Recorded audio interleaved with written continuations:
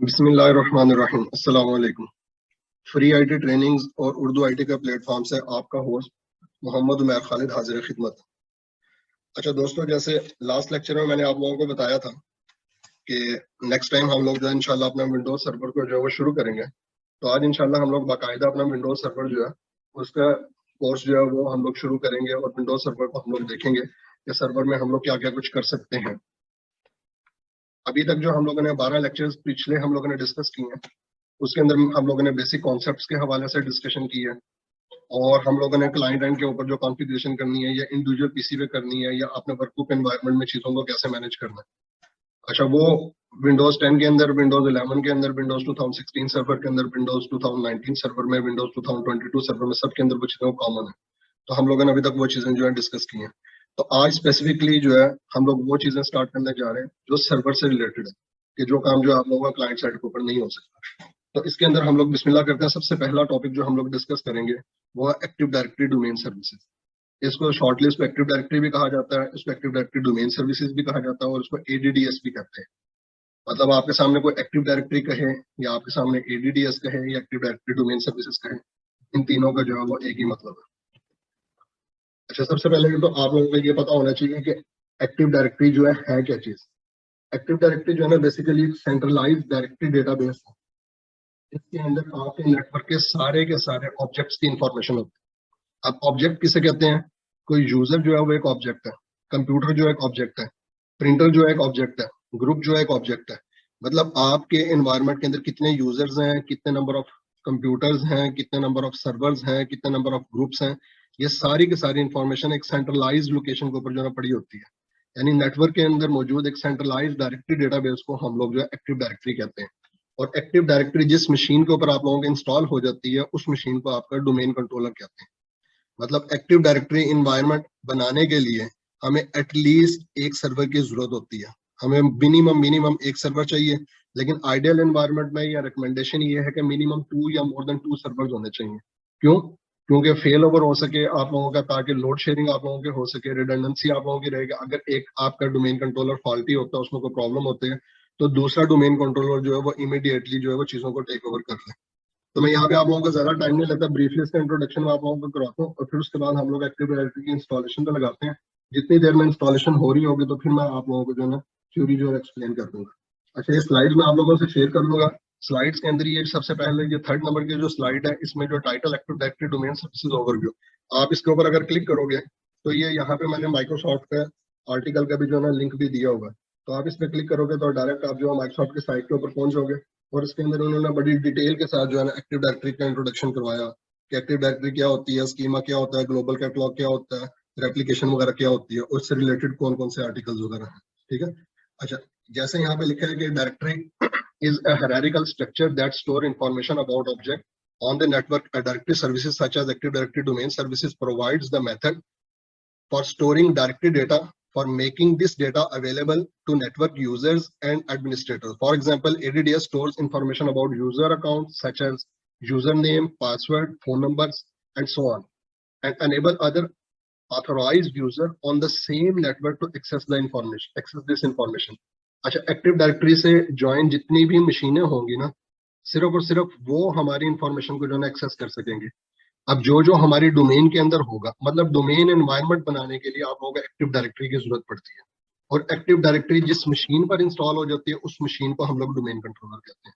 और एक domain environment में कम से कम एक, नहीं तो आप लोगों के रिकमेंडेशन है कि कम से कम आप लोगों के 2 डोमेन कंट्रोलर हो।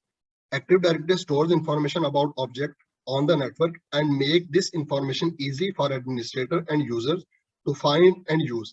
Active Directory uses a structured data store as the basis for a logical hierarchical organization of Active Directory information. अच्छा, आज के इस लेक्चर के अंदर हम लोग जो है ना इंशाल्लाह एक्टिव डायरेक्टरी डोमेन सर्विसेज का हम लोग ओवरव्यू जो हम लोग देखेंगे और डोमेन कंट्रोलर्स को कॉन्फ़िगर कैसे किया जाता है प्रैक्टिकली हम लोग जो है ना उसको डिप्लॉय करके हम लोग देखेंगे। और फिर एक्टिव डायरेक्टरी के कितने कंपोनेंट्स हैं, फॉरेस्ट क्या होता है, डोमेन क्या होती है, ओयू क्या होता है, ये सारी चीजें जो है ना हम लोग इंशाल्लाह डिटेल से जो है वो डिस्कस करेंगे और मैं आप लोग एक्टिव डायरेक्टरी इंस्टॉल करने भी आपको दिखाऊंगा। अच्छा, एक्टिव डायरेक्टरी के ना कुछ कंपोनेंट्स होते हैं आपके लॉजिकल और कुछ होते हैं फिजिकल। लॉजिकल कंपोनेंट्स के अंदर आपके पार्टीशन है, स्कीमा है, डोमेन ट्री या फॉरेस्ट है, साइट्स है, ओयू और कंटेनर्स। ठीक है, मतलब ये कि जो कहने की हद तक है, मतलब कॉन्सेप्ट बिल्डिंग की हद तक है, प्रैक्टिकली जो चीज आप लोगों को नजर आएगी वो आप लोगों को डोमेन कंट्रोलर्स नजर आएंगे, वो आप लोगों को डेटा स्टोर्स नजर आएंगे, वो आप लोगों को ग्लोबल कैटलॉग सर्वर्स नजर आएंगे, वो आप लोगों को रीड ओनली डोमेन कंट्रोलर नजर आएंगे। जो राइट साइड वाला पोर्शन है ये आपके रिप्रेजेंट कर रहा है आपके physical components of active directory को, और लेफ्ट साइड वाला जो है ये आप लोगों के लॉजिकल कंपोनेंट्स को आप लोगों के जो है ना वो शो कर रहा है। लाइक स्कीमा जो है ना ये इस तरह की एक चीज होती है, ये हम मैं आपको अभी खोल के भी दिखाऊंगा। तो बेसिकली स्कीमा क्या होता है, स्कीमा जो है ना आप लोगों का एक्टिव डायरेक्टरी का एक कह लेंगे जो एक ब्लूप्रिंट होता है कि आपने एक्टिव डायरेक्टरी के अंदर इंफॉर्मेशन को किस तरीके से स्टोर करना है, मतलब कौन कौन से एट्रीब्यूट्स होंगे। मिसाल के तौर पर यूजर एक ऑब्जेक्ट है, अब यूजर का जो है आपके कितने एट्रीब्यूट्स होंगे, मतलब फर्स्ट नेम होगा, उसका लास्ट नेम होगा, उसका ऑर्गेनाइजेशन का नाम होगा, उसका जॉब टाइटल होगा, उसके जो है यूजर के जो है ना पासवर्ड होगा, यूजर के जो है सैम अकाउंट नेम होगा, सिक्योरिटी अकाउंट्स मैनेजर का नाम, उसका यूजर का UPN, user principal name, different type के एट्रीब्यूट्स, डिफरेंट टाइप के प्रॉपर्टीज जो आप यूजर के अंदर डिफाइन कर सकते हैं। अब ये सारी की सारी चीजें जो है ना एक्टिव डायरेक्टरी के स्कीमा के अंदर लिखी हुई होती है। अच्छा, एक्टिव डायरेक्टरी का फॉरेस्ट क्या होता है? अच्छा, जहां कहीं भी ट्राइंगल की शेप बनी होगी ना, इसका मतलब ये है कि यहाँ पे आप लोगों का डोमेन एनवायरनमेंट कॉन्फ़िगर हुआ होगा। जहां कहीं भी ट्राइंगल की शेप होगी इसका मतलब है आप लोगों की एक्टिव डायरेक्टरी है। अच्छा, मल्टीपल एक्टिव डायरेक्टरीज जो है ना वो आप लोगों की जब कंबाइन होती हैं तो आप लोगों का फॉरेस्ट बनता है। इसको आप आसान अल्फाज में यूं समझ लें कि मल्टीपल डोमेन्स कंबाइन होकर एक ट्री बनाती हैं और मल्टीपल ट्रीज कंबाइन होकर एक फॉरेस्ट बनाते हैं। अभी अगर आप इस तस्वीर के ऊपर गौर करें तो राइट साइड पे आप लोगों को लिखा हुआ नजर आ रहा है freeittrainings.com। सपोज आज हम लोग अपने नया डोमेन एनवायरनमेंट बनाने जा रहे हैं और हम अपने डोमेन का नाम रखेंगे freeittrainings.com।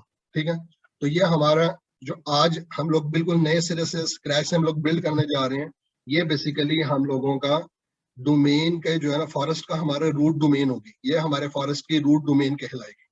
अब इसके अंडर में जितने इसके चाइल्ड्स ऐड करते जाऊंगा, मिसाल के तौर पे freeittrainings.com जो है ना हम लोगों ने एक फॉरेस्ट बिल्ड किया स्क्रैच से, और इनिशियली हम लोगों ने सिर्फ और सिर्फ ट्रेनिंग्स को हम लोगों ने टारगेट किया।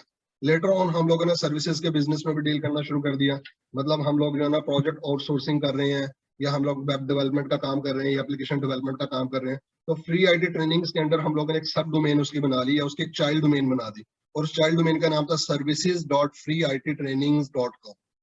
तो जो freeittrainings.com जो ऊपर वाली है ना, जो आप लोगों को ऊपर नजर आ रही है, ये बेसिकली पेरेंट डोमेन है और ये इसके नीचे इसकी चाइल्ड है। तो ये पूरे का पूरा एक क्या कहलाएगा, ट्री। ये पूरा क्या कहलाएगा, ट्री। तो जब मल्टीपल डोमेन्स कंबाइन होती हैं तो बनता है ट्री। अच्छा, लेफ्ट साइड पे आप लोगों को नजर आ रहा urduit.com। सपोज हमारे ही इसी फॉरेस्ट के अंदर जो है ना एक हम लोगों ने नई ट्री इंट्रोड्यूस करवाई है उर्दू आईटी के नाम से, तो urdu-it.com। तो urdu-it.com ये हम लोगों ने एक डिफरेंट नेम स्पेस हम लोग लेके चलना चाह रहे हैं किसी स्पेसिफिक पर्पज के लिए, कि उर्दू आईटी ट्रेनिंग्स के अंदर urdu-it.com के अंदर हमारा टारगेट ये है कि जो भी हम लोग ट्रेनिंग्स प्रोवाइड करेंगे उर्दू लैंग्वेज के अंदर करेंगे। तो इसलिए हम लोगों ने उर्दू स्पेसिफिक जो है ना हम लोगों ने अलहदा ट्री बना ली। अभी इस ट्री के अंदर सिर्फ और सिर्फ एक ही डोमेन है, इस ट्री के अंदर सिर्फ सिर्फ एक ही डोमेन है। जबकि जो राइट साइड वाली ट्री आप लोगों को नजर आ रही है फ्री आईटी ट्रेनिंग्स, इसके अंदर दो डोमेन है, एक पेरेंट डोमेन है, एक चाइल्ड डोमेन है। अच्छा, एक ट्री के अंदर सिंगल डोमेन भी हो सकती है और एक ट्री के अंदर मल्टीपल डोमेन्स भी हो सकती हैं। तो अब आप इसको अंडरस्टैंड ऐसे करेंगे कि मल्टीपल डोमेन्स कंबाइन होकर ट्रीज बनाती हैं और मल्टीपल ट्रीज कंबाइन होकर फॉरेस्ट बनाते हैं। इसके एक बड़ी आसान से एग्जांपल मैं आपको देता हूँ कि लाइक अगर आप लोगों ने हॉटमेल के ऊपर अगर अपनी आईडी बनाई हो, तो हॉटमेल की आईडी से आप लोग देखते हो कि आप लोग आउटलुक पे भी लॉगिन कर जाते हो, आप विंडोज लाइव के ऊपर भी लॉगिन कर लेते हो, आप एमएसएन मैसेंजर के ऊपर भी लॉगिन कर लेते हो, और जब आप माइक्रोसॉफ्ट की सर्टिफिकेशन आप कर लेते हो तो आप उसी आईडी के जरिए से आप माइक्रोसॉफ्ट के अकाउंट पर भी लॉगिन करते हैं। बेसिकली ये माइक्रोसॉफ्ट का पूरा फॉरेस्ट है। माइक्रोसॉफ्ट के फॉरेस्ट के अंदर डिफरेंट ट्रीज हैं, एक माइक्रोसॉफ्ट की ट्री है, एक आउटलुक की ट्री है, एक लाइव की ट्री है, एक एमएसएन की ट्री है। तो डिफरेंट ट्रीज माइक्रोसॉफ्ट की हैं, और हर एक ट्रीज के अंदर जो है ना मल्टीपल डोमेन्स है, और हर एक डोमेन के अंदर जो है ना मल्टीपल डोमेन कंट्रोलर्स है। ठीक है, तो ये फॉरेस्ट का कॉन्सेप्ट है कि मल्टीपल डोमेन्स कंबाइन होकर ट्री बनाती हैं और मल्टीपल ट्रीज कंबाइन होकर जो है वो फॉरेस्ट बनाते हैं। अच्छा, अब हम लोग टाइम अपना जाया नहीं करते, इसको भी इंशाल्लाह हम लोग साथ साथ जो है वो डिस्कस करेंगे। तो पहले एक काम करते हैं कि हम लोग चलते हैं डायरेक्ट अपने सर्वर पे और उसकी जो है ना हम लोग इंस्टॉलेशन शुरू कर देते हैं। तो मैंने अपनी मशीन के ऊपर जो है अपने हाइपरवाइजर को ओपन किया, और आज हम लोग बिस्मिल्लाह करते हैं अपने विंडोज सर्वर 2022 से ही शुरू करते हैं। हम ये जो अपना प्रैक्टिकल करेंगे 2022 सर्वर के ऊपर करेंगे। इसको मैंने राइट क्लिक करके कनेक्ट किया।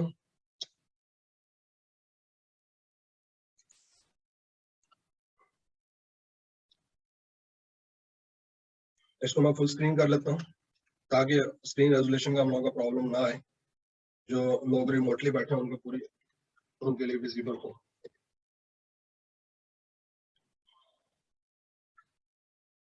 अच्छा जी, ये हमारे पास सर्वर। अब आप लोगों में से जो लोग नए हैं, जो लोग आज पहली बार जिन्होंने ज्वाइन किया, वो लोग ये पूछेंगे कि सर ये हम लोग सर्वर की कॉपी जो है वो कहाँ से ले सकते हैं।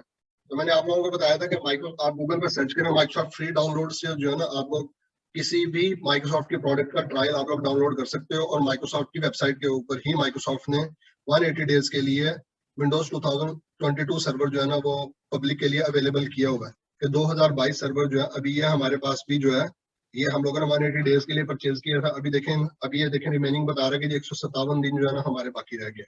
अच्छा, बिस्मिल्लाह करते हैं। आज का जो टॉपिक है, सबसे पहला टॉपिक सर्वर के अंदर एक्टिव डायरेक्टरी को कैसे कॉन्फ़िगर किया जाता है, एक्टिव डायरेक्टरी को इंस्टॉल कैसे किया जाता है, या एक्टिव डायरेक्टरी इंस्टॉल करके किसी कंप्यूटर को, जो किसी सर्वर को डोमेन कंट्रोलर कैसे बनाते हैं।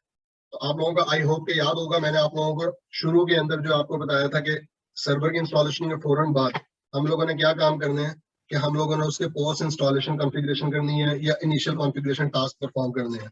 उसके अंदर कौन कौन सा टास्क बताया था? एक तो मैंने आपको बताया था कि आप लोगों ने कंप्यूटर का नाम लाजमी देना, और खास तौर पे जब आप कोई डोमेन कंट्रोलर आप बना रहे हो तो आपने सर्वर का मीनिंगफुल नेम देना, ताकि बाद में आपको याद रहे, आपके अपने लिए परेशानी ना हो। तो हम लोगों ने कंप्यूटर का नाम चेंज करना है। इसके मैंने आप लोगों को काफी सारे तरीके बताए थे। एक तो मैंने आपको बताया था कि आप स्टार्ट पे राइट क्लिक करें। राइट क्लिक करने के बाद जो है, यहाँ से आप कहाँ पे जाएंगे, सिस्टम्स की आप प्रॉपर्टीज के ऊपर आप जाएंगे। ठीक है, राइट क्लिक करके आप सिस्टम्स पे जाएंगे। ठीक है, और यहाँ से आप रीनेम दिस पीसी पे क्लिक करेंगे। ठीक है, दूसरा मैंने आपको बताया था कि ये राइट साइड पे आप लोगों के पास आ रहा है रीनेम दिस पीसी एडवांस, आप इस पे क्लिक करेंगे तभी आपके कंप्यूटर का नाम चेंज हो जाएगा। इसके अलावा मैंने आप लोगों को कमांड बताई थी कि अगर कंप्यूटर का नाम चेंज करना हो तो हम इसके लिए क्या कमांड टाइप करते हैं, sysdm.cpl। आप ये चीज खोलोगे और यहाँ से अपने कंप्यूटर का नाम चेंज करोगे। तो हम लोग अपने कंप्यूटर का नाम कर देते हैं DC01। ठीक है, DC01 कर दें, या मैंने इसका नाम कर दिया विन 2022-DC01 के विंडोज 2022 का हमारा DC0। इसका नाम ये 2022 मैंने क्यों ऐड किया, क्योंकि मैं आप लोगों को जो है जब एडिशनल डोमेन कंट्रोलर या चाइल्ड डोमेन कंट्रोलर बताऊंगा तो उसके अंदर हम लोग 2019 का सर्वर भी यूज करेंगे और 2016 का भी, ताकि हम लोगों को खुद याद रहे, खुद पता रहे कि हम लोग किस तरह के सर्वर के ऊपर काम कर रहे हैं। मैंने सिंपल इसका नाम चेंज किया। अच्छा, इनिशियल कॉन्फ़िगरेशन टास्क के अंदर मैंने आप लोगों को एक और चीज बताई थी कि आप लोगों ने इसका मशीन का जो IP एड्रेस भी आप लोगों ने चेंज करना है। तो उसके लिए मैंने आप लोगों को कमांड बताई थी ncpa.cpl। तो ncpa.cpl आप लिखोगे तो ये ईथरनेट की प्रॉपर्टीज आपके पास आ जाएंगी, और यहाँ पे जाके आपने क्या करना है कि जो आपकी मशीन को IP एड्रेस असाइन हुआ होगा ना, ठीक है, आप स्टेटस पे राइट क्लिक करके चेक कर लें, आप उसी IP एड्रेस को फॉर द टाइमिंग आप उसको स्टैटिक कर दें। अच्छा, इधर इसने दिया हुआ 172.18.120.89।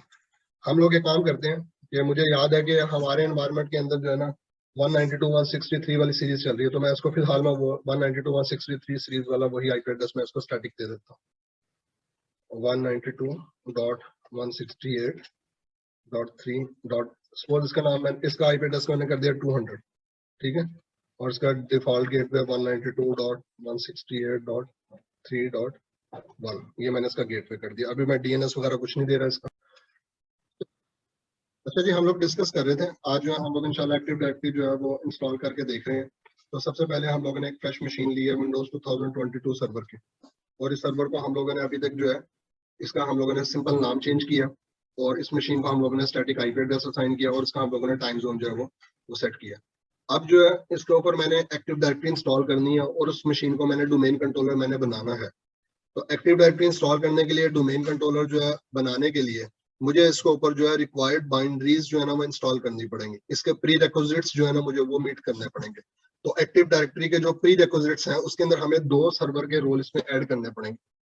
एक तो जो है एक्टिव डायरेक्टरी डोमेन सर्विसेज का रोल हमें इंस्टॉल करना पड़ेगा, और दूसरा हमें जो है DNS का रोल इंस्टॉल करना पड़ेगा। अगर तो आपके एनवायरनमेंट में ऑलरेडी DNS सर्वर लगा तो वेल एंड गुड, लेकिन रिकमेंडेशन ये होती है कि अगर आप किसी फॉरेस्ट के रूट डोमेन अगर आप बना रहे हैं तो बिल्कुल नए सिरे से आप जब सब कुछ कर रहे हैं तो आप उसी मशीन के ऊपर डीएनएस सर्वर भी इंस्टॉल करें।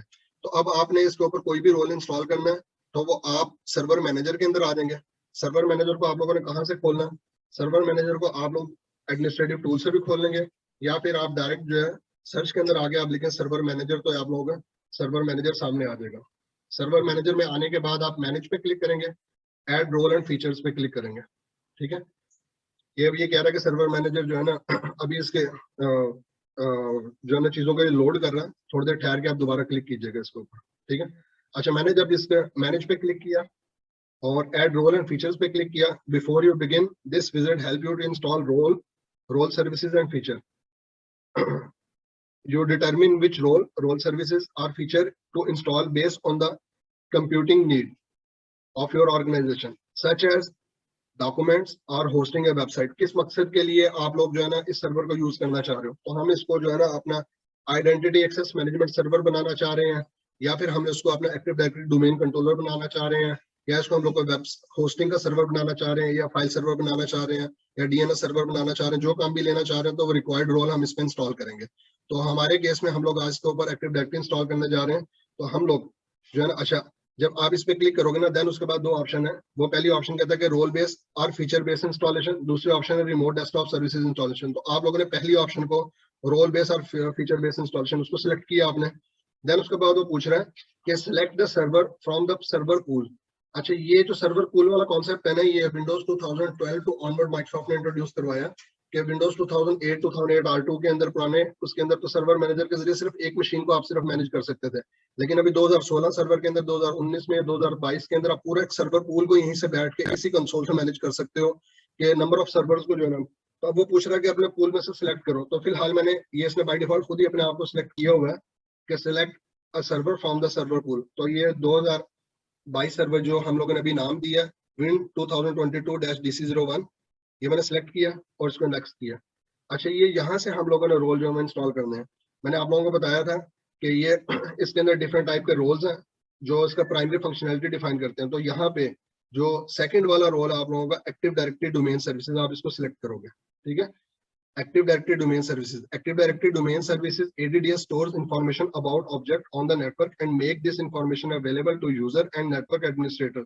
ADDS uses domain controller to give network user access to permitted resources anywhere on network through the single login process, जो मैंने आप लोगों को पहले एक्सप्लेन किया था।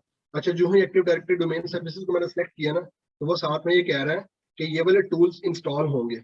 अच्छा, इसके ऊपर जो है ना हम लोग देखेंगे कि एक्टिव डायरेक्टरी इंस्टॉलेशन के बाद जो है ना इस मशीन के अंदर जो है ना कुछ नई चीजें आ जाएंगी, like active Directory user and computer, Active Directory site and services, Active Directory administrative tools, PowerShell module directory.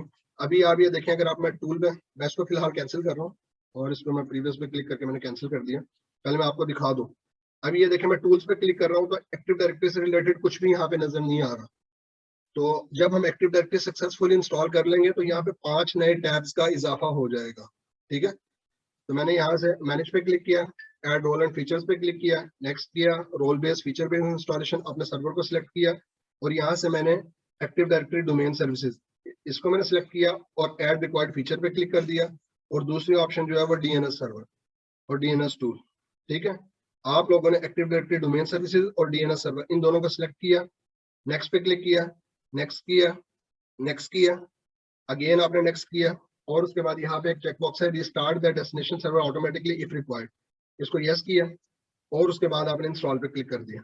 अभी ये थोड़ी देर लगाएगा और इस मशीन के ऊपर जो है वो एक्टिव डायरेक्टरी की बाइंड्रीज जो है वो इंस्टॉल कर देगा। मतलब ये एक्टिव डायरेक्टरी कॉन्फ़िगर नहीं कर रहा, अभी सिर्फ और सिर्फ उसके प्री रिक्विजिट्स जो है ना उनको मीट कर रहा है।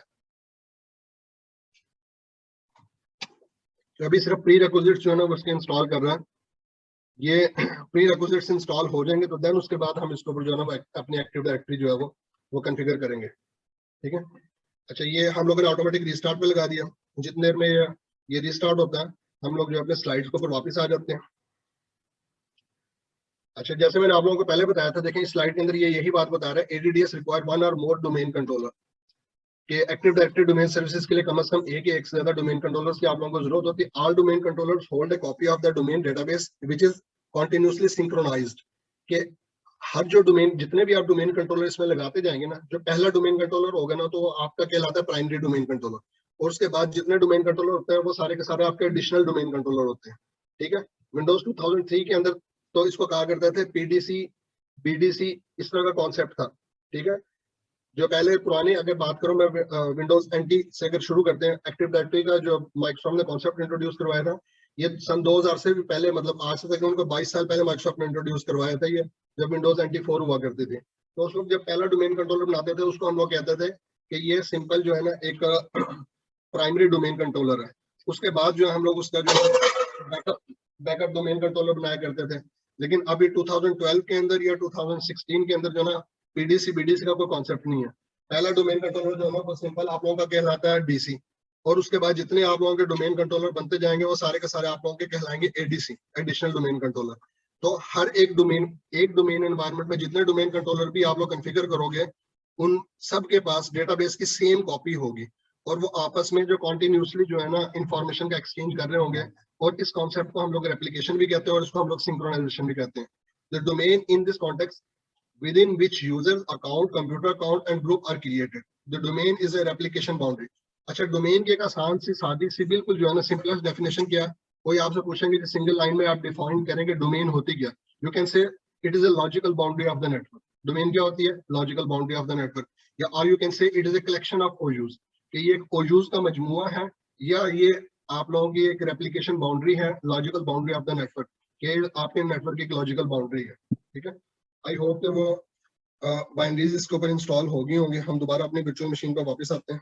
अच्छा, ये इंस्टॉल हो गई है, क्लोज किया। अच्छा, एक्टिव डायरेक्टरी के रिक्वायर्ड रोल्स इसके ऊपर इंस्टॉल हो गए। अब आपने इसके ऊपर एक्टिव डायरेक्टरी जो है वो कॉन्फ़िगर करनी है। एक्टिव डायरेक्टरी कॉन्फ़िगर करने के लिए सर्वर मैनेजर के अंदर यहाँ पे जो आपके पास साइन ऑफ एक्सक्लेमेशन आ रहा है, आप इसके ऊपर क्लिक करोगे। साइन ऑफ एक्सक्लेमेशन के ऊपर आपने क्लिक करने के बाद पहली ऑप्शन वो आप लोगों को दे रहा है, promote this server to a domain controller, कि आप इस सर्वर को डोमेन कंट्रोलर के तौर पे प्रमोट करना चाह रहे हो। तो मैं इस लिंक के ऊपर क्लिक करूंगा। ठीक है, अब ये यहाँ से वो पूछना शुरू करेगा कि आपने इसको प्राइमरी डोमेन कंट्रोलर बनाना है, मतलब, या आपने इसको एडिशनल डोमेन कंट्रोलर बनाना है, आप लोगों ने नई डोमेन बनानी है, नया फॉरेस्ट बनाना है, नई ट्री बनानी है। जैसे मैंने आप लोगों को पहले बताया कि मल्टीपल डोमेन्स कंबाइन होकर ट्रीज बनाती हैं, और मल्टीपल ट्रीज कंबाइन होकर आप लोगों का फॉरेस्ट बनाते हैं। तो थोड़ी देर लेता ही है, ये पहले खुद से जो है वो स्कैन करता है, खुद से जो है चीजों को ढूंढने की कोशिश करता है। डिप्लॉयमेंट कॉन्फ़िगरेशन जो है ना आप लोगों की एक्टिव डायरेक्टरी की ये शुरू होने जा रही है, और ये ज्यादा देर नहीं लगेगी, 5-7 मिनट में इंशाल्लाह जो है ना आप लोगों का। अब डिपेंड करता है कि आप लोगों की मशीन कैसी है, आप लोगों के कितने प्रोसेसर असाइन किए, कितने रैम असाइन किए। तो हमारे इस लैब एनवायरनमेंट के अंदर हम लोगों ने इस मशीन को जो है ना 2 GB रैम दी हुई है, और 2 प्रोसेसर इसको हम लोगों ने लॉजिकल प्रोसेसर असाइन किए हुए हैं। तो ये आपके पास अगर विंडोज 10 इंस्टॉल हुई भी है, तो विंडोज 10 के अंदर हाइपरवाइजर का रोल आज इंस्टॉल करके आप आसानी ये वर्चुअल मशीन बना सकते हैं। 2 मशीनें बना लें आप, एक के ऊपर विंडोज 10 या 11 इंस्टॉल कर लें, दूसरे पे विंडोज 2019 सर्वर या 2022 सर्वर इंस्टॉल कर लें। अच्छा, वो पूछ रहा है सिलेक्ट द डिप्लॉयमेंट ऑपरेशन, क्या करना चाह रहे हो? Add a domain controller to an existing domain, हमारे पास तो एग्जिस्टिंग कुछ भी नहीं है। Add a new domain to an existing forest, एक नई डोमेन ऐड करनी है एग्जिस्टिंग फॉरेस्ट में, मतलब as a child domain add करना नहीं। मैंने इसका ऐड अ न्यू फॉरेस्ट, कि हम लोग नए सिरे से स्क्रैच से सब कुछ बनाने जा रहे हैं, नई डोमेन, नया ट्री, नया फॉरेस्ट, हर चीज। तो पूछ रहा है, कह रहा है कि आपके डोमेन का, रूट डोमेन का नाम क्या होगा? ठीक है, मैंने इसका नाम रखा IT TRAININGS, फ्री, बल्कि हम लोग इसका नाम रखते हैं फ्री IT ट्रेनिंग्स।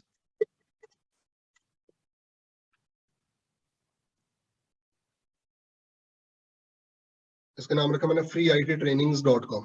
ठीक है, इसका कुछ भी नाम रख सकते हैं आप, mcse.com रख सकते हैं, students.com रख सकते हैं, आप अपने नाम के हिसाब से रख सकते हो, umair.com रख सकते हो, saad.com, zubair.com, lab.com, कुछ भी आप रख सकते हो। और कुछ जरूरी नहीं है .com रखना, आपने .net भी रख सकते हो, आप .local भी रख सकते हो।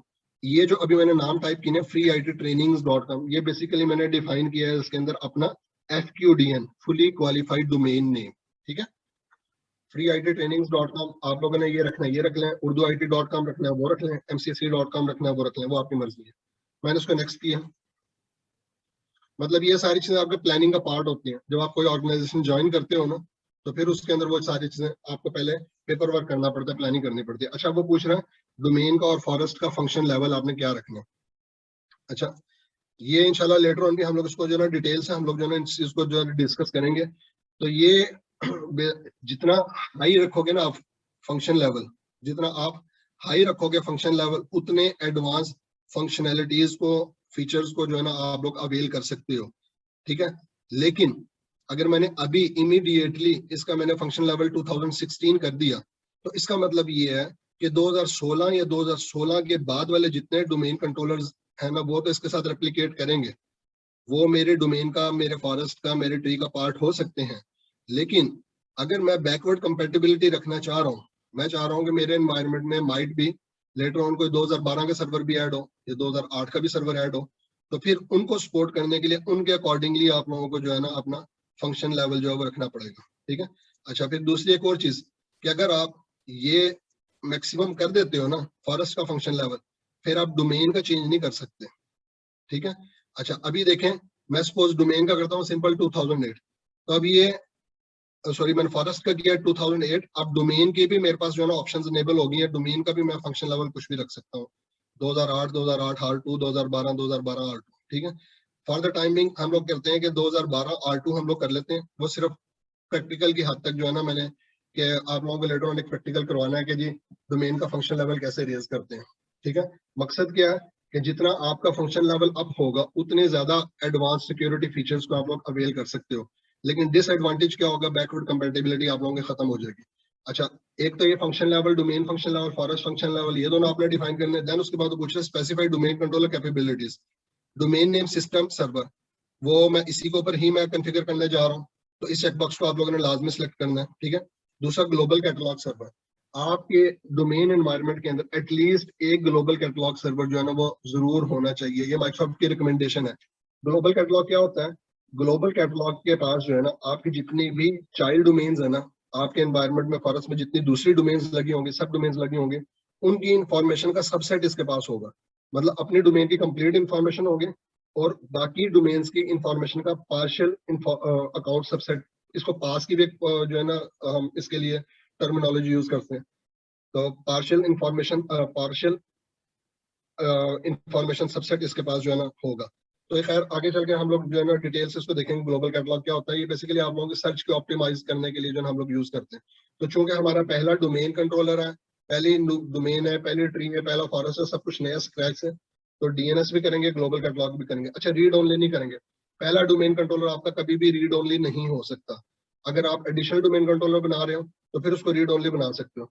रीड ओनली हम लोग उस एनवायरमेंट में लगाते हैं जहाँ पे हमें कोई सिक्योरिटी का इशू हो, कोई सिक्योरिटी का कोई थ्रेट हो कि कोई रॉन्ग इन्फॉर्मेशन जो है ना रेप्लिकेट ना कर जाए, या हम एक रिमोट साइट एरिया के अंदर डोमेन कंट्रोलर लगाना हमारी मजबूरी है, लेकिन हमारे पास वहाँ पे कोई कैपेबल एडमिनिस्ट्रेटर नहीं है, कोई सिस्टम इंजीनियर अवेलेबल नहीं है कि जो डोमेन को लुक आफ्टर कर सके, तो फिर अमूमी तौर पे ऐसी रिमोट साइट्स के ऊपर हम लोग रीड ओनली डोमेन कंट्रोलर लगाते हैं। लेकिन पहला डोमेन कंट्रोलर कभी भी रीड ओनली नहीं होता। अच्छा, यहाँ पे आपने DSRM आपने यहाँ पे टाइप करना और इसको आपने किसी सेफ प्लेस के ऊपर आपने नोट भी कर लेना। ये क्या चीज है, ये बेसिकली है आपका directory service restore note password. तो खुदा ना खासा आपकी एक्टिव डायरेक्टरी क्रैश करती है, आपकी एक्टिव डायरेक्टरी जो है डिस्ट्रॉय हो जाती है, तो फिर आपने बैकअप से उसको रिस्टोर करना है। जब बैकअप से आप उसको रिस्टोर करोगे तो देन वो एक पासवर्ड मांगेगा, वो ये वाला पासवर्ड होगा। तो ये आप लोगों ने सिक्योर पासवर्ड रखना और उसको याद भी रखना है, या इसको किसी सेफ प्लेस पर लिख के आप लोग जो है संभाल के इसको रख लें। ठीक है। और ये पासवर्ड दोनों आपका सेम होना चाहिए।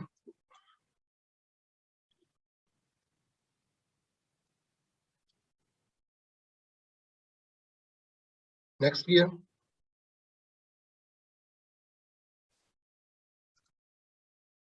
और यहाँ से मैंने नेक्स्ट पे क्लिक कर दिया। अच्छा, वो पूछ रहा है डोमेन का नेट बायोस नेम क्या हो। ठीक है। जो क्लाइंट मशीनों के जब डोमेन ज्वाइन करवाएंगे तो वो उसको वहां पे क्या नजर आ रहा हो, तो जो आपने FQDN दिया था ना, FQDN हम लोगों ने दिया था फ्री IT trainings.com, तो उसके अंदर से उसने डॉट का जो राइट वाले जो पोर्शन उसको अमिट कर दिया और लेफ्ट वाला पोर्शन जो है उसने as it is NetBIOS name के तौर पे कंसीडर कर लिया। अभी आपकी अपनी कॉल है, इसको यही नाम रखना चाह रहे हो, इसका यही नाम रख लें, या उसका आप लोगों ने अगर नेट बायोस नेम अगर आपने इसका चेंज करना है तो बेशक आप इसका नेट बायोस नेम चेंज कर दें।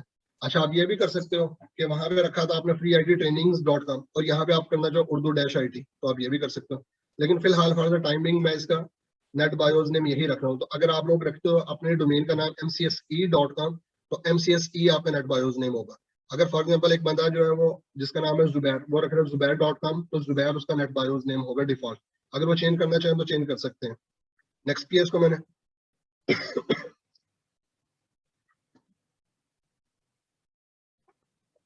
जब आप एक्टिव डायरेक्टरी इंस्टॉल करते हो तो बेसिकली आप लोगों के दो फोल्डर बनते हैं। एक आपका एनटीडीएस का फोल्डर बनता है और एक आपका सिसमॉल का फोल्डर बनता है। ये दोनों के दो फोल्डर आप लोगों के बाय डिफॉल्ट जिस पार्टीशन के ऊपर आपका ऑपरेटिंग सिस्टम इंस्टॉल होता है, हमारे सी के ऊपर हमारे विंडोज इंस्टॉल पे विंडोज के अंदर जो है ना आप लोगों के दोनों फोल्डर बनेंगे। एनटीडीएस एनटीडीएस के अंदर आप लोगों के डेटाबेस की फाइल होती हैं और लॉग फाइल्स वगैरह होती हैं, और सिसमॉल जो है ना आप लोगों का रेप्लिकेशन के अंदर यूज होता है। और ये सिसमॉल जो है ना आप लोगों के जब ग्रुप पॉलिसीज को हम लोग डिस्कस करेंगे तो वहां पे मैं इंशाल्लाह आप लोगों को बताऊंगा। फिलहाल आप ये याद रखें, upon installation of Active Directory there will be two folders will be created. Number one NTDS, second one is sysvol. इसको नेक्स्ट पे क्लिक किया। अब ये देखें यहाँ पे हमें सारी समरी बता रहा है जो जो ऑप्शंस हम लोगों ने सेलेक्ट की थी। Configure this server as a first domain active directory domain controller in the new forest, कि हम इसको फॉरेस्ट का रूट डोमेन बना रहे हैं इसको, ठीक है। और हमारे डोमेन का नाम जो है वो क्या है, freeittrainings.com, ठीक है। ये हमारे नए फॉरेस्ट का नाम है। और इसके नेट बायोस नेम क्या है, फ्री आईटी ट्रेनिंग्स, ठीक है। डोमेन का फंक्शन लेवल 2012 रखा है, विंडोज 2012 R2, और फॉरेस्ट का function level Windows server 2012 R2 हम लोगों ने रखा। ग्लोबल कैटलॉग सर्वर भी इसको बनाया, इसको हम लोगों ने डीएनएस सर्वर भी बनाया, ठीक है। और देन उसके बाद जो है एनटीडीएस जो है और सिसमॉल का फोल्डर की लोकेशन उसने हमें बताई, ठीक है। अगर कोई आपने चीज चेंज करनी है तो आप प्रीवियस करके यहाँ से जो है ना वो चीज आप चेंज भी कर सकते हो, ठीक है।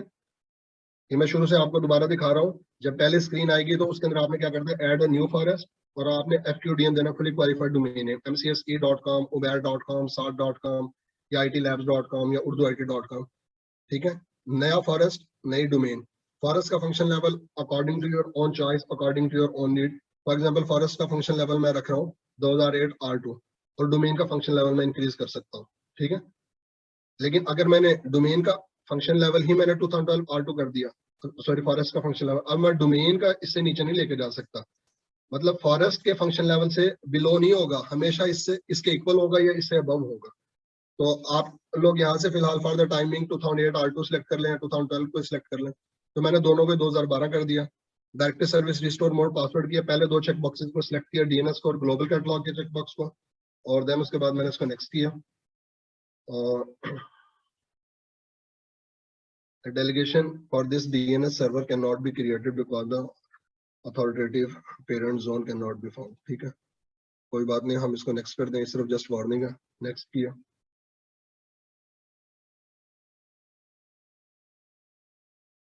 इसने एनटीडीएस सिसमॉल की लोकेशन पूछी, नेक्स्ट किया। और उसके बाद जो है आप इसको नेक्स्ट करोगे तो एक्टिव डायरेक्टरी की इंस्टॉलेशन शुरू हो जाएगी। अच्छा, मैं यहाँ से व्यू स्क्रिप्ट पे क्लिक करता हूँ, और इसने एक फाइल जो है ना नोटपैड के अंदर एक बना के दे दी। इसको मैं फिलहाल फॉर द टाइम बिंग इसको मैं सेव कर रहा हूँ, सेव एज कर रहा हूँ, और इसको मैं सेव एज करता हूँ सी ड्राइव के ऊपर, और सी ड्राइव पे मैं इसको सेव कर रहा हूँ एडी इंस्टॉलेशन के नाम से। इसका क्या फायदा है, जब हम लोग रीड ओनली डोमेन कंट्रोलर को पढ़ेंगे या मैं आप लोगों को सर्वर कोर के बारे में पढ़ाऊंगा, तो वहां पे हम लोगों की ये जो है ना फाइल यूज होगी। या एक्टिव डायरेक्टरी की हम लोगों ने अनअटेंडेड इंस्टॉलेशन करनी हो, कमांड लाइन के जरिए एक्टिव डायरेक्टरी इंस्टॉलेशन करनी हो, तो वहां पे हमें स्क्रिप्ट की जरूरत पड़ती है। तो हमें स्क्रिप्ट बनाना नहीं पड़ेगा, हम इसी स्क्रिप्ट को यूज कर लेंगे, ठीक है। उसको नेक्स्ट किया। पहले वो वेरीफाई करिएगा प्री रिक्विजिट्स को। अगर तो कोई डेफिशिएंसी होगी, कोई चीज मिसिंग होगी, तो यहाँ पे आप लोगों का एरर दे देगा। तो उस एरर को आप लोगों को रेक्टिफाई करना पड़ेगा। और अगर कोई भी प्रॉब्लम नहीं होगा तो देन उसके बाद जो है यहाँ पे आप लोगों को ग्रीन चेक बॉक्स, वो जो है ना ग्रीन टिक का निशान दिखा देगा, ठीक है। We are good to go, now we can proceed further. और आपने यहाँ से क्या करना है, इंस्टॉल पे क्लिक करो। आप इंस्टॉल पे क्लिक करोगे, अब ये थोड़ा सा टाइम लेगा, 2-3-4 मिनट लेगा, और 2-3-4 मिनट के अंदर जो है ये आप लोगों के एक्टिव डायरेक्टरी जो इंस्टॉल कर देगा। तो ये था टोटल आज का वो कि एक्टिव डायरेक्टरी जो है वो कैसे इंस्टॉल की जाती है। एक्टिव डायरेक्टरी इंस्टॉल करने के लिए हम लोगों ने एक सिंपल सर्वर क्लास के हम लोगों ने एक मशीन ली, कोई 2016 सर्वर ले लें, 2012 ले लें, 2019 ले लें, 2022 ले लें। उसका आप लोगों ने सिंपल आपने नाम उसका चेंज किया, उसको स्टैटिक आईपी एड्रेस आपने असाइन किया, उसका टाइम जोन आपने सेट किया। फिर सर्वर मैनेजर के अंदर आके, मैनेज के अंदर आके, ऐड रोल फीचर के अंदर आके आपने एक्टिव डायरेक्टरी डोमेन सर्विसेज का रोल और आपने डीएनएस का रोल इंस्टॉल किया। जब ये रोल इंस्टॉल हो गया तो देन उसके बाद जो आपका साइन अप एक्सक्लेमेशन आ रहा है, इसके अंदर आपने इस पे क्लिक किया और promote this server as a domain controller, ठीक है। और देखिए उसने खुद ही उसको रिस्टार्ट कर दिया, ओके किया इसको, ये हमारे जो है कंप्लीट हो गया होगा पोस्ट डिप्लॉयमेंट टास्क जो है। और उसने खुद ही उसको रिस्टार्ट कर दिया। देखिए मैंने इसको रिस्टार्ट इनिशिएट नहीं किया, उसने खुद ही रिस्टार्ट कर दिया। अच्छा, पहले जब हम लोग स्टार्ट कर रहे थे ना, तो वो हम लोग ऑप्शन देता था कि मशीन का नाम दिखाता था। देखें जब अब मैं इसको इंस्टॉल मैंने एक्टिव डायरेक्टरी कर दी, तो अब ये मशीन का नाम नहीं दिखाएगा, बल्कि क्या दिखा रहा होगा, फ्री आईटी ट्रेनिंग्स, जो हमारी डोमेन का नेट बायोस नेम है ना, सिर्फ वो दिखा रहा होगा। तो अब मैंने डोमेन के नेट बायोस नेम के जरिए से इसको लॉग इन करना, और वही मेरा जो पूरे नेटवर्क में जो है वो शो होगा, और इसी नाम को यूज करते हम लोग जो है अपनी क्लाइंट मशीन को डोमेन ज्वाइन करवाएंगे। जी यहाँ तक क्लियर है? यहाँ तक किसी को कंफ्यूजन, कोई किसी को किसी से समझ ना लगी हो तो अभी मैं आप लोगों को वेरीफाई भी करवा देता हूँ कि एक्टिव डायरेक्टरी हमारी सक्सेसफुली इंस्टॉल हो गई भी है। मतलब टोटल 5 मिनट का प्रोसेस है। मैंने तो आपको सामने थोड़ी चीजों को एक्सप्लेन किया। तो अच्छा, ये आप लोगों ने जो याद रखने वाली चीजें हैं, एक तो आपको पता होना चाहिए, जैसे मैंने शुरू में बताया कि active directory centralised directory database होती है, जिस मशीन पे इंस्टॉल होती है वो डोमेन कंट्रोलर बन जाता है। एक डोमेन एनवायरनमेंट में कम से कम एक डोमेन कंट्रोलर होना चाहिए, ठीक है। स्कीमा क्या होता है, बेसिकली एक्टिव डायरेक्टरी का ब्लूप्रिंट होता है कि एट्रीब्यूट्स इंफॉर्मेशन स्टोर होती है, किस तरीके से एट्रीब्यूट इसमें स्टोर होंगे, ये सारे का सारा वो डिफाइन करता है कि डिजिट्स में करने हैं, न्यूमेरिक में करने हैं, अल्फान्यूमेरिक डेटा स्टोर करना है। फॉरेस्ट क्या होता है, मल्टीपल डोमेन्स कंबाइन होकर ट्री बनाते हैं, मल्टीपल ट्रीज कंबाइन होकर आप लोगों का फॉरेस्ट बनता है आप लोगों का, ठीक है। लॉजिकल कंपोनेंट के अंदर आपके partition, schema, domain, domain tree, forest, sites और यूज आते हैं, कंटेनर आते हैं, जबकि फिजिकल के अंदर domain controller, data store, global catalogue और रीड ओनली डोमेन कंट्रोलर आते हैं। ये स्कीमा की एक पिक्चर है। इसके अंदर मैंने आपको एक्सप्लेन किया था कि ये हमारे एक फॉरेस्ट है, फॉरेस्ट के रूट डोमेन हमने बनाई फिलहाल free ID trainings dot com. हम लोग नेक्स्ट इसका जब चाइल्ड डोमेन कंट्रोलर बनाएंगे तो सर्विसेज के नाम से बनाएंगे। एक नई हम लोग जब इसमें ट्री इंट्रोड्यूस करवाएंगे उर्दू आईटी के नाम से करवा लेंगे, ठीक है। और फिर एक्टिव डायरेक्टरी का मैंने आप लोगों को बताया कि जिस मशीन में इंस्टॉल हुई डोमेन कंट्रोलर बन गया, और जितने डोमेन कंट्रोलर होंगे सबके पास एक जैसी कॉपी होगी डेटाबेस की, और वो आपस में रेप्लिकेट करती है, वो सिंक्रोनाइज होती है, ठीक है। एक्टिव डायरेक्टरी कंटेन क्या करती है, बेसिकली ये आप लोगों के ऑब्जेक्ट्स की इन्फॉर्मेशन कैरी करती है। ऑब्जेक्ट के अंदर आपके यूजर भी हो सकता है, ग्रुप भी हो सकता है, कंप्यूटर भी हो सकता है। जहां कहीं भी ट्राइंगल का निशान बना होगा इसका मतलब एक्टिव डायरेक्टरी आप लोगों इंस्टॉल हुई है। एक्टिव डायरेक्टरी के और जो डोमेन की डेफिनेशन क्या है, you can say it is a logical boundary of the network, or you can say the domain is a replication boundary, or you can say it is a collection of OUs। इन तीनों में से जो definition आप लोगों को आसान लगे वो आप लोग जो है ना वो याद कर लें, ठीक है। or you can say this is a single point of administration, the domain is an administrative center for the configuring and managing object, any domain controller can authenticate any sign in any sign in anywhere in the domain, ठीक है। Domain provides authorisation, इसका बुनियादी मकसद होता है कि आप लोगों के यूजर्स की जो है इंफॉर्मेशन को वैलिडेट करता है कि नेटवर्क के अंदर जितने भी नए ऑब्जेक्ट बनाओगे उन सब की इंफॉर्मेशन एक सेंट्रलाइज लोकेशन में पड़ी होगी, और यूजर नेम पासवर्ड की जो वेरिफिकेशन है आपके जगह से होगी। अच्छा, जब एक्टिव डायरेक्टरी इंस्टॉल हो जाएगी तो आपको मैंने बताया था 5 नए टूल्स, 5 नए टैब आ जाएंगे। Active Directory Administrative Center, Active Directory user and computer, Active Directory site and services, Active directory domain address, Active Directory schema snapping, और Active Directory module for Windows PowerShell. 1 2 3 4 5 6, ये 6 नई चीजें जो है ना इसके अंदर ऐड हो गई होंगी। अभी मैं आपको वेरीफाई भी करवा देता हूँ कि ये हमारी मशीन बन चुकी है। और इस मशीन के ऊपर देखें, पहले जब हम साइन इन करते हैं तो मशीन का नाम दिखाता था, अब वो मशीन का नाम नहीं दिखा रहा। अब वो बल्कि क्या दिखा रहा है हम लोगों को दिखा रहा है हमारा FQDN, सॉरी हमारा नेट बायोस नेम दिखा रहा है, फ्री आईटी ट्रेनिंग्स। मैंने अपने डोमेन के यूजर नेम लिखा और मैंने इसका पासवर्ड टाइप किया। एक्टिव डायरेक्टरी इंस्टॉल क्यों करते हैं? सेंट्रलाइज यूजर मैनेजमेंट के लिए, कि एक सिंगल पॉइंट ऑफ एडमिनिस्ट्रेशन आपने बनाना है, एक जगह से बैठ के आपने पूरे एनवायरनमेंट को, पूरे नेटवर्क को आपने कंट्रोल करना है। इस मकसद के लिए जो ना हम लोग एक्टिव डायरेक्टरी जो है वो इंस्टॉल करते हैं। अच्छा देखें दोस्तों, अभी हम लोग टूल्स पे हैं, देखें एक्टिव डायरेक्टरी एडमिनिस्ट्रेटिव सेंटर, मैं इस पे क्लिक कर देता हूँ, आपको खोल के दिखा देता हूँ। Active directory domain and trust दूसरा टैब आ गया, एक्टिव डायरेक्टरी मॉड्यूल पावरशेल तीसरा आ गया, active Directory site and services आपकी आवाज कट रही है। अच्छा, ये 5 नए टैब जो है ना एक्टिव डायरेक्टरी की इंस्टॉलेशन के फौरन बाद जो है आपके 5 नए टैब्स जो है ना वो बन जाएंगे। Active Directory Administrative Center, Active directory domain and trust, active Directory module for Windows PowerShell, active Directory site and services, Active Directory user and computer and ADSI edit. ADSI edit होता है basically schema को edit करने के लिए। देखें हमारी active directory install हो गई है, और अभी हमारे इस सर्वर के ऊपर जो है जो नए रोल इंस्टॉल हुए हैं, तो इस सर्वर मैनेजर के अंदर ये देखें ADDS का एक रोल दिखा रहा है, DNS का रोल दिखा रहा है, ये हमारे नए इंस्टॉल हुए। ठीक है, मैं आप लोगों को एक्टिव डायरेक्टरी का जो है वो यूजर एंड कंप्यूटर खोल के भी दिखा देता हूँ। आप एडमिनिस्ट्रेटिव टूल्स के अंदर आएंगे, एडमिनिस्ट्रेटिव टूल्स के अंदर आए और ये आपके पास ये नई चीजें पहले मौजूद नहीं थी। मैं active Directory user and computer पर डबल क्लिक करता हूँ और ये देखें हमारा नया फॉरेस्ट बना है। उस फॉरेस्ट के अंदर जो है हमारे फिलहाल अभी सिर्फ एक ही डोमेन है, freeittrainings.com। ठीक है, इसके अंदर आके हम लोग जो है ना यूजर्स बनाएंगे, इसके अंदर आके हम लोग जो है ना ग्रुप्स बनाएंगे। ठीक है, फ्री IT ट्रेनिंग्स के नाम से। और मैं आपको एक और स्नैप इन से ये थोड़ा सा मजीद डिटेल में बताता हूँ। जब मैंने डोमेन एंड ट्रस्ट पे क्लिक किया तो डोमेन एंड ट्रस्ट के अंदर फ्री IT ट्रेनिंग्स के अभी मजीद इसके कोई चाइल्ड डोमेन नहीं बनी हुई, कोई ट्री नहीं बना हुआ, तो अभी सिर्फ और सिर्फ एक ही है, तो इस वजह से यहाँ पे एक दिखा रहा है। जब हम चाइल्ड डोमेन बनाएंगे तो वो इसके अंदर आ जाएगी।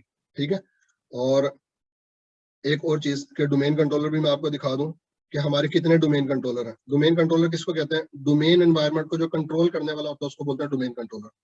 हमारे एनवायरनमेंट के अंदर जो है ये एक ही डोमेन कंट्रोलर है फिलहाल। एक ही सर्वर को एक्टिव डायरेक्टरी इंस्टॉल किया तो वो एक ही सर्वर हमारे जो है ना डोमेन कंट्रोलर है। अब इसके GC लिखा हुआ आ रहा है, GC का मतलब है ग्लोबल कैटलॉग। ड्यूरिंग इंस्टॉलेशन हमने सेलेक्ट किया था, मतलब पहले वाले को ग्लोबल कैटलॉग बनाना जरूरी है। उसके बाद जितने आप एडिशनल डोमेन कंट्रोलर बनाएंगे वो आपकी मर्जी है कि एडिशनल डोमेन कंट्रोलर बनाते वक्त आपने ग्लोबल कैटलॉग बनाना है या नहीं बनाना, वो अब आपकी अपनी कॉल है। वो ऑप्शनल होता है लेकिन पहले वाला कंपल्सरी होता है। पहले वाले को लिए DNS का रोल और आप जो है ग्लोबल कैटलॉग दोनों चेकबॉक्स सिलेक्ट करोगे, रीड ओनली डोमेन कंट्रोलर नहीं बना सकते। ठीक है जी, ये था आज का जी हम लोगों का लेक्चर कि एक्टिव डायरेक्टरी कैसे इंस्टॉल की जाती है और एक्टिव डायरेक्टरी जो है ना हम लोग कॉन्फ़िगर करने के बाद अपने मशीन को जो है डोमेन कंट्रोलर कैसे बनाते हैं। तो इंशाल्लाह नेक्स्ट लेक्चर के अंदर हम लोग जो है अपनी क्लाइंट मशीन को हम लोग डोमेन ज्वाइन करवाएंगे और फिर सर्वर से बैठ के जो है ना हम लोग क्लाइंट को कंट्रोल करके देखेंगे कि सर्वर से बैठ के कैसे जो है क्लाइंट के ऊपर पॉलिसीज लगाई जा सकती हैं। फिर मैं आप लोगों को इंशाल्लाह डिटेल के अंदर जो है ना AD के अंदर जो ऑब्जेक्ट्स की मैनेजमेंट के यूजर कैसे क्रिएट करते हैं, ग्रुप कैसे बनाते हैं, कंप्यूटर कैसे ऐड करते हैं, डोमेन कैसे ज्वाइन करते हैं, ग्रुप पॉलिसी कैसे लगाते हैं। ठीक है जी, तो रिकॉर्डिंग मैं यहाँ पे स्टॉप कर रहा हूँ। तो आप लोगों के जो कोई क्वेश्चन हो तो आप लोग जो है ना वो क्वेश्चन कर लें मुझसे भी। यहाँ तक क्लियर है? यहाँ तक किसी को अगर किसी चीज की समझ ना लगी हो तो वो जो है ना, अभी मैं रिकॉर्डिंग में स्टॉप कर रहा हूँ तो आप लोग जो है मेरे से क्वेश्चंस पूछ लो।